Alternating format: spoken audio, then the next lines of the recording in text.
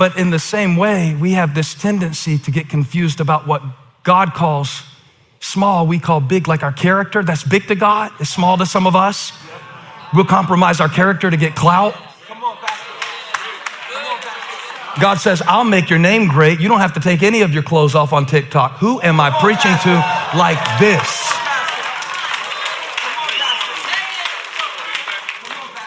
And in the same way that we can confuse what God calls small with what we call big and what we call big and God calls small, the prophet Isaiah says we have this problem. And I want to give you this verse. It's very powerful in Isaiah 5, verse 20. Let's call on the prophet. He said, woe to those who call evil good and good evil, who put darkness for light and light for darkness, who put bitter for sweet and sweet for bitter. What's he talking about here? I think you know exactly what he's talking about. I think you've experienced it probably even in church, where people can sometimes even use religion as a cover-up for prejudice. That's what Isaiah is talking about when you call evil good and good evil. Christians can be some of the most closed-minded, hateful people, and I love us. I have no choice. I'm stuck with us. I decided to follow Jesus, no turning back, but I didn't know all these fools were gonna be doing it with me. And see, it's in my own heart. No. Before you start shouting about other people, I'm really talking about you, because sometimes you use your relationship with God as an excuse to be closed-minded and not get another perspective. God said it, I believe it, and that settles it. Is this stance awkward for you? It's awkward for me. You know, I'm standing on the word of God. No, you're not. You're stuck in tradition. And people will use the message of the Bible as an excuse to be mean. Like, I know it's a corny joke. I didn't tell you this one yet. This woman went to church. She hadn't been in a long time. She didn't have any nice clothes, so she was wearing clothes that was inappropriate to go to church. So when she got there, the preacher talked to her afterwards. He was like, hey, you need to wear something different when you come to church next week. That isn't appropriate. So, you know, you just might want to put something different on. Ask God what he wants you to wear next week. She came back next week wearing the exact same thing.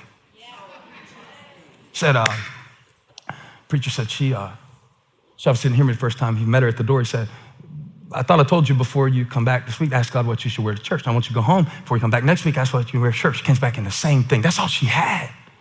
She had a rough life.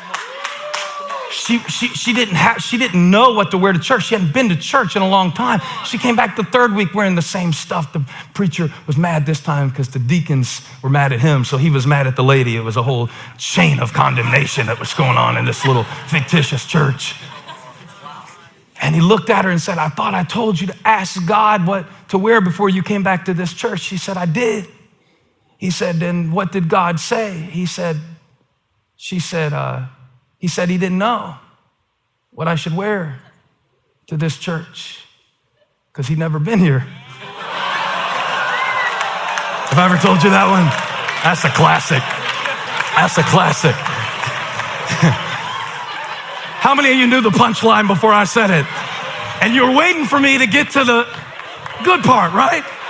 Tell them, Pastor. Tell them we are not being, Oh, it's so amazing, church people. So what we do is we substitute judgment and call it holiness. We call evil good. And evil is only what others are doing. The decibel levels are going down as I make it more personal. Come on, get back to the good part. This is the good part. This is the good part of a sermon where it challenges your assumptions that are keeping you from accessing the blessing of God.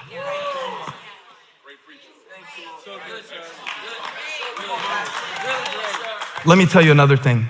The Pharisees in the Bible, they were the religious ruling party of Jesus' day, and they would come up to him to test him.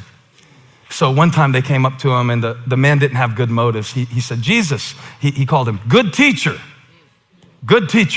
sucking up, But really, he was trying to catch Jesus in a contradiction. So it's a bad idea. But he didn't know yet that Jesus was the Word made flesh, dwell among us. He didn't know that.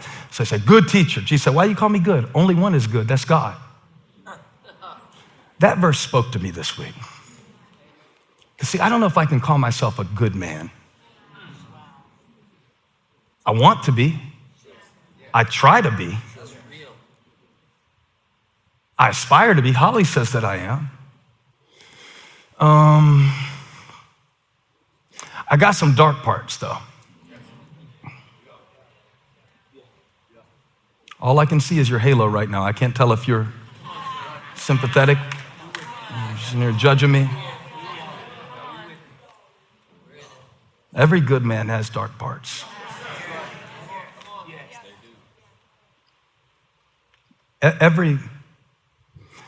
There is a part of every person that is really dark. Different things bring it out of us in different times. Some people's dark is more socially acceptable than others.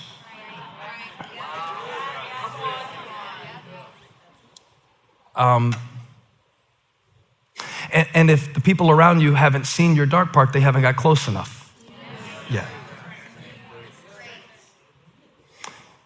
Even Joseph, who is held up rightly as a hero, kind of an example of how to deal with life's disappointments, setbacks, and let's be honest, man, he went through rape charges. He went through false imprisonment because of those charges.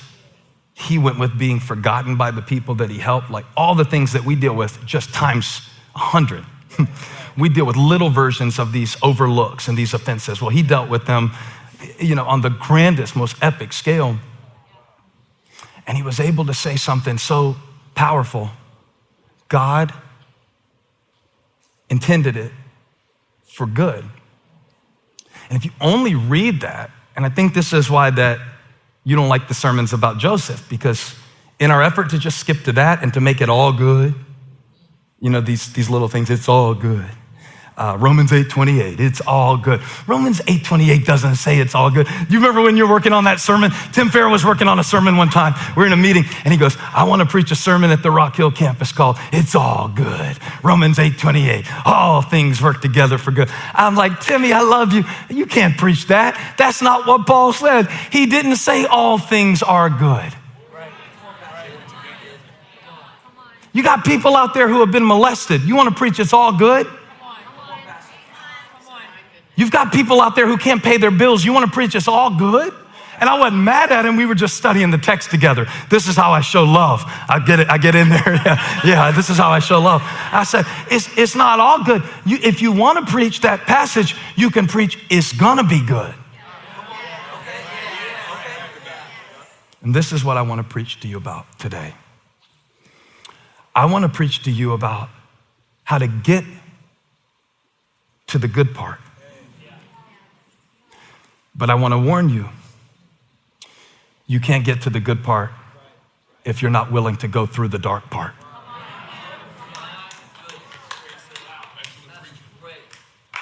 There is a dark part in every person. Even Joseph, when confronted by his brothers, was tempted. You hear me? This great hero was tempted to make them pay. And nobody probably put that part in the sermons that Holly heard about Joseph, where Joseph was tricking them and putting the cup in the bag and hiding the cup in the bag and trying to accuse. He still couldn't decide what he wanted to do. Like you right now, you're trying to decide, how do I respond to this? How do I respond to something that wasn't good that God let in my life? Wasn't good how my dad died. It wasn't good how your dad walked out. That wasn't good. So we can't preach it's all good.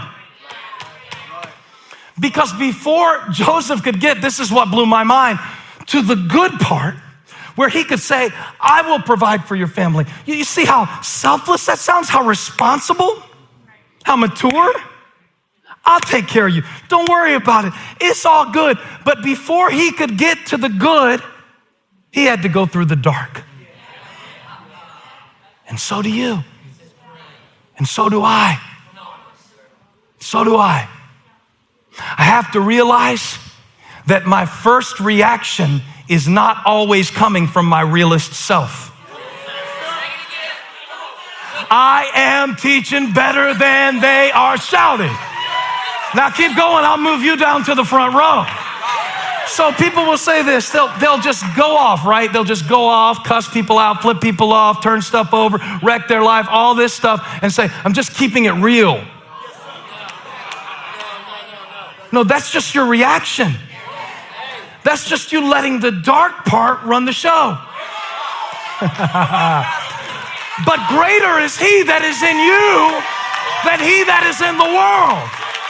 That verse is about Jesus, and he's in me too. But in order to get to that part, you know the part of you that's wise and kind and good and yeah, and I don't have to say anything back and I'm focused, I'm good. The good part, sometimes to get to that good part, you got to keep your mouth shut through the dark part. We don't know what to do with the dark part. So we never get to the good part. So I say, get to the good part. You'll never get to the good part if you don't learn how to deal with the dark part.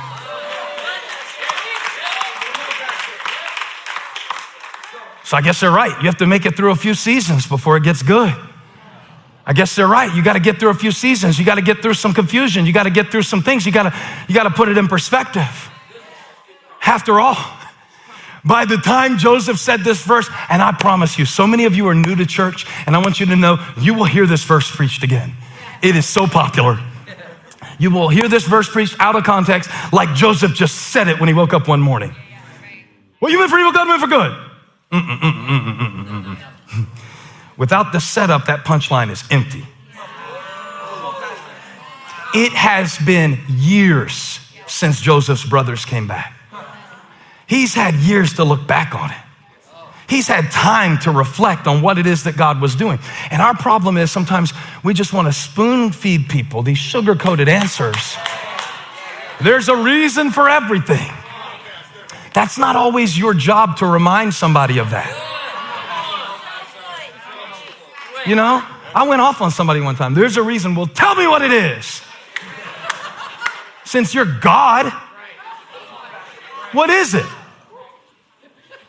Joseph said, I'm not in the place of God. But yet he acted like him. Because he saw what was good through what was dark. Isn't that what God did in Genesis?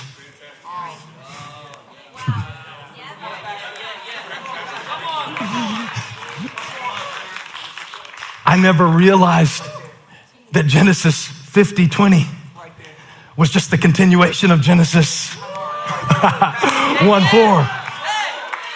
Light was the first thing. You know the 7 days of creation. God made the light, and then he made the atmosphere or the firmament. And I'd quote all 7, but we don't have time. And I'm scared I'll get them out of order.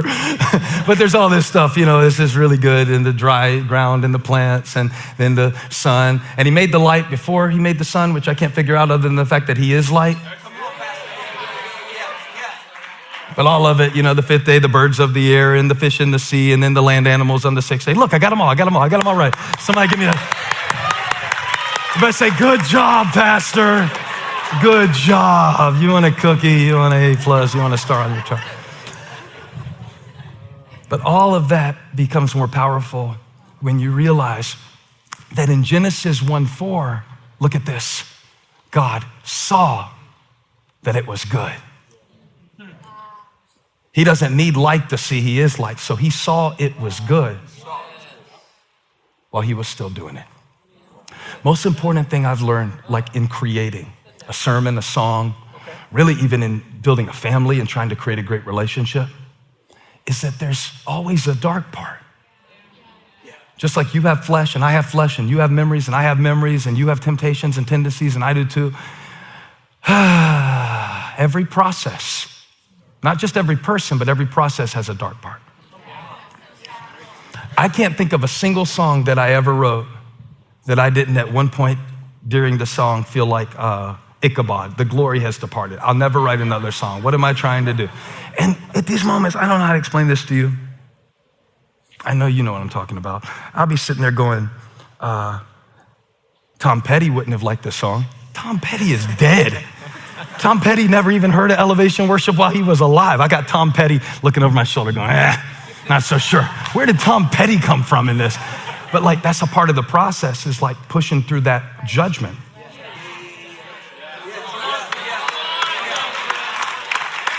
Hate when y'all do that too. For you, it's not Tom Petty over your shoulder. Okay, it's your mom.